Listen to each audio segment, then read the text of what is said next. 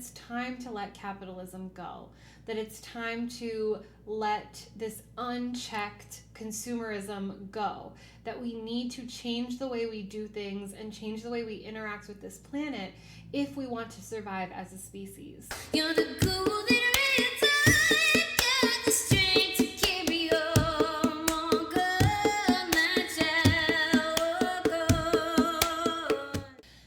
beautiful soul family. Britt Cannon here, host of the Walk On podcast, the podcast where I try to demystify spirituality, personal growth and healing, and whatever else I feel like talking about. I'm your host, Britt Cannon, and this week's episode is called Co-Creating a Better World.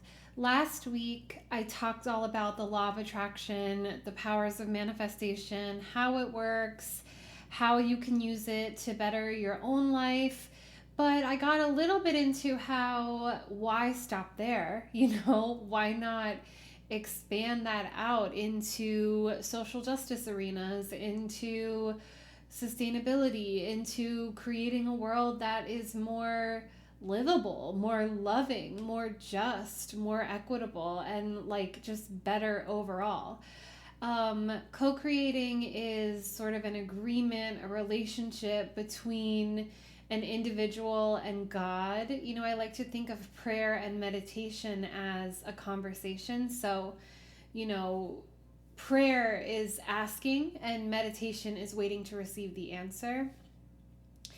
And in that space, in that sharing, in the giving and receiving is co-creation. And co-creation is really what manifestation is all about. That's why you can't manifest something that's not already in your vortex or your destiny. It's like if you try to manifest a relationship that's not meant for you, it will never work. You might get the person for a moment, it might last for a second, but it won't last forever because better things are meant for you. And that's why surrender is such a big piece of the manifestation puzzle, because if you are in surrender to your highest good, if you understand that I want what I want, but I might not, because of my wounding, know what's actually best for me, that I'm going to throw up my hands to the universe and just understand that, they might have a better idea, that something better might come along. And if I'm too attached to something not better, something that's not that great, then I might miss a blessing. And so being open, being in surrender, being open to receiving, one of my favorite affirmations is, I am open and receptive to all the goodness that the universe has to offer. It's like whatever should come along. If it's good, I'll take it. If it's bad, keep it moving. And so surrender is really important in that way, because you want to make sure you're manifesting from a place of authenticity, a place of love, a place of abundance, a place of generosity, and a place of good mental health, not from a place of ego, of greed, of destruction, of self-sabotage, of wounding. We're always manifesting, whether you believe in a law of attraction or not. It's similar to astrology. Whether or not you believe in it, it's happening. And so it's important to kind of get in the driver's seat of it and to take ownership of the choice you have in this life, and to always be working on your healing, to always be prioritizing the healthy choice. Just getting what you want, if it's coming from a place of ego, is never going to make you happy. But surrendering to your highest good at all times means I'm always open to learning. I'm always open to better. I'm always open, period. And I'm open to being wrong. I'm open to changing my mind. And that's really important, outside of co-creation and law of attraction. That's just a really sort of beautiful way to live life. Before we get started, I just want to remind you to give this video a like, hit the notification bell, subscribe to the channel, stick around. We post multiple times a week, all kinds of spiritual content, all kinds of mental health content. And it would make me so happy and feel so grateful to see this channel grow, to see my podcast grow. And yeah, I love doing this. It's becoming my favorite part of my week and like my favorite way of expressing myself, which is definitely a surprise, considering how long I've been fixated on being a working musician. But I love sharing these messages. I love feeling like I'm helping. I love being in service mode. And I still love music and I still love writing, and you know, it's all part of me, but I'm really enjoying doing this kind of content. So I hope you like it too. Let me know. So co-creating a better world. I think that part of co-creating outside of the relationship you have with God, doing your affirmations, getting clarity on what you want, there's also a co-creation that occurs between individuals. So like, you know, no piece of art is made on its own. No man is an island. It takes a village to raise a child. And many other cliches are so universal and feel so true because they are. You know, it does take a village. I talk about in the full-length podcast, which is, the link is in the description below if you want to listen to the full hour-long dealio, how like, you know, we think of the nuclear family unit as this like entity, this sort of autonomous entity where like the parents have ownership of the children and they have their own little life and everyone outside of that is extraneous. I think that comes from the patriarchal view we have of romantic love, and how once even the dad giving the bride away, you know, there's this like, you are someone else's property now, and and then you have property in the form of children, and you know, you are, this like insular autonomous entity. But that's not true, right? Like we have babysitters and nannies, and if both parents have to work, there's like even more childcare that has to be invested in, than public school or private school, whatever. Like the kid goes to school 6 to 8 hours a day, and you have relatives helping out, you have friends helping out, you have other people's kids who they're friends with. Like it is so much bigger than the unit that we fixate on when we define family. So even raising a child in nuclear family, late stage capitalism, still takes a village, you know what I mean? Like even in a school, the schools are made up of teachers and guidance counselors and cafeteria staff and custodians and administrators, and you know, it's just like and it's actually a much bigger community than we give it credit for. And everything is in life is this way. It's so hard to do something all on your own. And I think that rugged individualism and the, what do I want to say, like hyper vigilance that comes from being in survival mode when you have survived trauma does a disservice to the natural interdependence that occurs between human beings, which is also kind of stamped out by capitalism, because the system itself, this system that like thrives supposedly on competition, requires us to be competing with one another instead of working with one another. And so the powers that be have a certain amount of stake in keeping us separate and keeping us in competition and in not receiving help, not wanting help, being, you know, pulling ourselves up by our bootstraps and like getting to the top and being able to say, no one helped me get here. I'm a master of my domain or whatever. And really, the journey is so much more beautiful, and the experience is so much more beautiful, and life is so much more full and beautiful when you have people to share it with, when you can create what you want and need to create from a space of community, from a space of interdependence.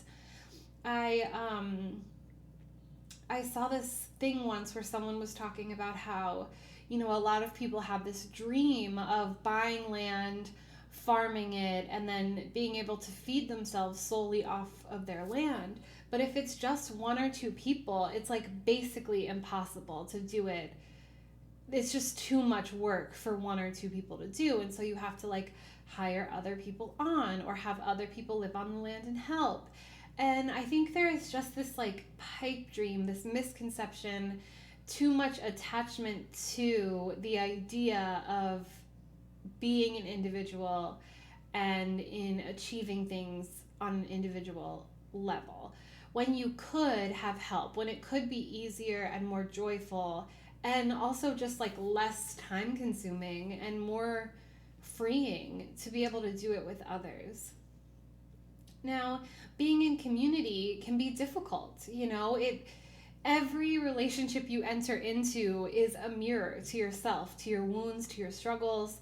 And if you're not ready for that, it can be overwhelming. It can be triggering. It can be really hard to have a healthy community, and a community that really focuses on growth and like healthy connection. There's a lot of self-awareness that has to go on. There's a lot of healing that needs to happen. There's a lot of tough conversations and boundary laying and boundary receiving and respecting of parameters and prioritizing integrity. Like there's just a lot that goes on to maintain a healthy organism in a community, in like a manifestation of community. And so if we're working together, we have to be, and we want to work together in a healthy way, we have to be focusing on our own individual healing. We have to be taking responsibility for ourselves, for our own feelings, not going around projecting our bullshit everywhere but where it belongs, and that's tough. So in order to even enter into that kind of soul contract, let's say, you have to be ready to do the work.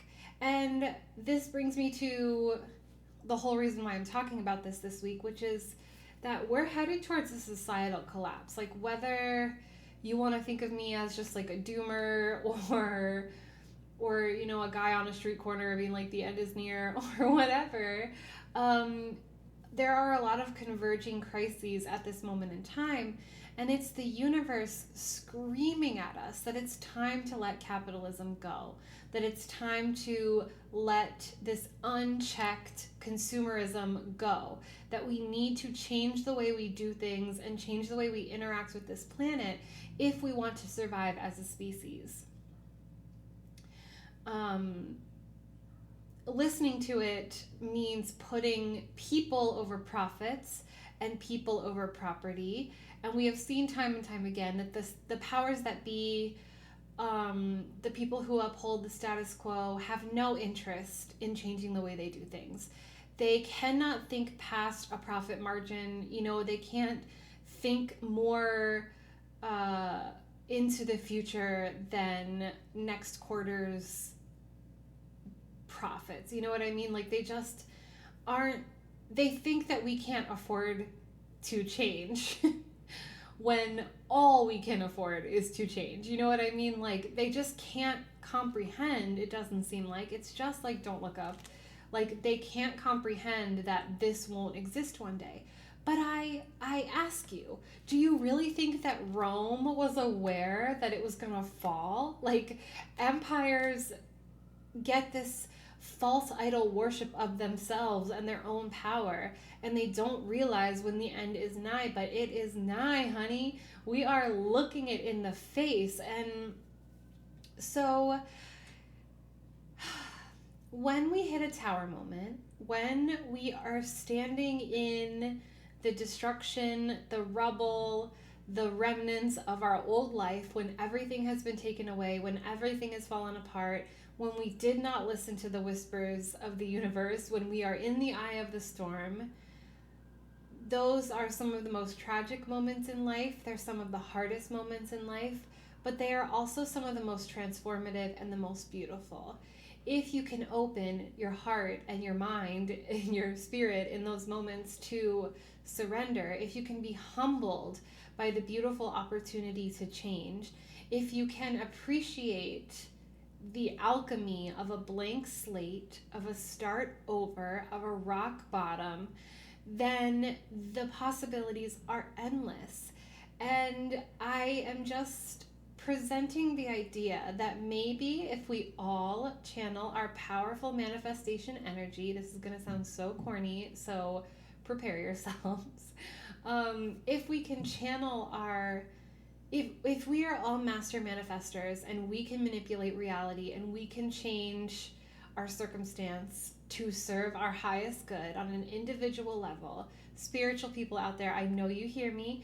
If you can do that, if you have proof that it works in your life as I have in mine, then if we all focus on the same manifestation, if we all are visualizing the same world, we can co-create with God a better world, a world that is kinder and gentler and more equitable, that is not based in hierarchy, that is not based in power over, that is not rooted in oppression. We can unpack the white supremacist, capitalist, heteropatriarchy that lives within us, and we can establish a new program, a new way of being, one that is more geared towards acceptance, where everyone's individual journey and identity and divinity is honored and respected, and every human being is seen as sacred in the sense that you exist and I honor that existence, and I'm not telling you that you're any less than human because you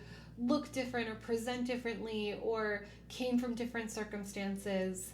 We have an opportunity to undo a lot of the generational systemic damage that has been done to us and turn this ship around. I'm not a sunshine and rainbows type of person. I'm not delusional. I know that progress is somewhat limited. I know that there are always going to be people up against progress that are more violent, more evil, more dangerous than people who are fighting for progress. I understand that it's totally different journeys, totally different battles, and that, every hurdle we overcome as marginalized people, as people fighting for liberation, as people fighting for progress, there will be someone with a gun ready to stop us in our tracks. I understand this. I understand that, better people than me have died trying. But I don't think that circumstances have been quite so clear before. I don't think that the struggles of marginalized people have been so close together before. I don't think we've been so primed to fight for one another before. Should we have been? Absolutely. But now it's almost like we have no choice because the climate collapse is happening. And so in the week going forward, I just urge you to care, to stand up for somebody else's cause, to educate yourself in somebody else's cause, to get your vision of the future as clear and equitable and just as you possibly can, and add that to your list of chanting affirmations. Add that to your list of wishes you write down, add that to your scripting in your journal.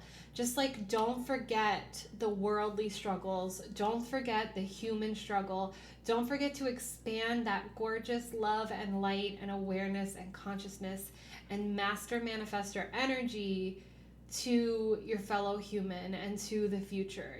Don't make the law of attraction all about money, all about that kind of growth, all about fucking capitalism. Make it about justice. Make it about compassion. Make it about rebuilding from a better place. You can't do better until you know better, but we know better, so let's do. Thank you so much for watching. Thank you so much for listening. Click the link down below, or there's a bunch of links in the description below. Talk to me in the comments. Thank you so much for being here. Thank you so much for doing the work. Happy healing. Bye.